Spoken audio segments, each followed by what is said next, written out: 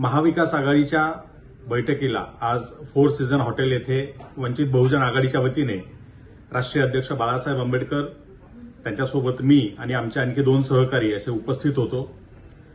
आज या बैठकीमध्ये जे गेल्या वेळेपासून काही मुद्दे अचर्चित राहिलेले आहेत ते मुद्दे पुढे आणण्याचा प्रयत्न झाला, मात्र त्या मुद्द्यांवर आजच्याही बैठकीमध्ये कुठलीही चर्चा होऊ शकलेली नाहीये।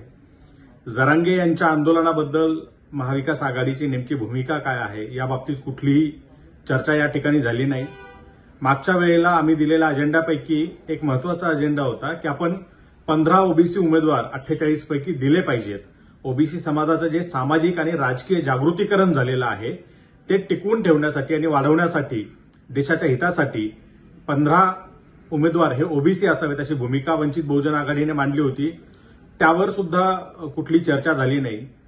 3 उमेदवार हे अल्पसंख्याक समुदायातील असावेत, मुस्लिम असावेत अशी भूमिका वंचित बहुजन आघाडीने मांडली होती। हा प्रस्ताव दिला होता, त्यावर सुद्धा कुठलीच चर्चा झाली नाही।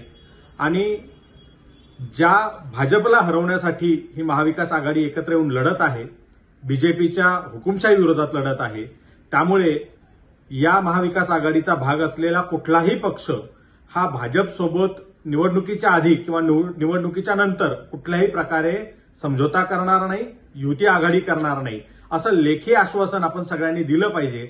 हाही अजेंडा आम्ही मांडला होता, मात्र त्यावर सुद्धा कुठलीही भूमिका याच्यामध्ये मांडण्यात आलेली नाहीये। सर्व पक्षांनी यावर मौन धारण केलं होतं। खरं तर एका टप्प्याला चर्चा आल्यावर चर्चा थांबल्यासारखी झाली होती।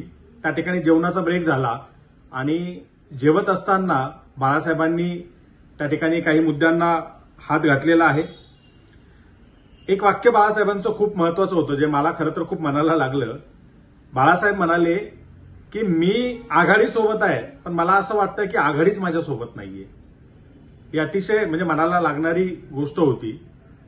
बाळासाहेबांनी ही आघाडी व्हावी आणि ती शेवटपर्यंत टिकून राहावी, भाजपचा पराभव या आघाडीने करावा, यासाठी म्हणून बाळासाहेब म्हणाले की हवं असेल तर माझी अकोल्याची जागा मी द्यायला तयार आहे, मात्र तुम्ही काहीतरी बोला आणि तोडगा काढा, आपण पुढे जाऊ।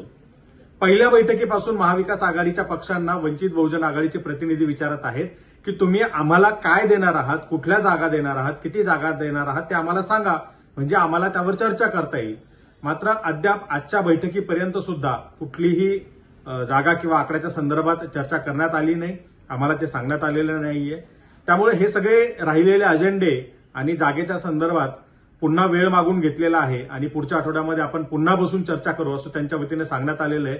आता कदाचित पुढच्या बैठकीत यापेक्षा काहीतरी नवचित्र असेल आणि बदल घडेल अशी अपेक्षा या ठिकाणी आम्हाला आहे। एबीपी माझा, उघडा डोळे बघा नीट।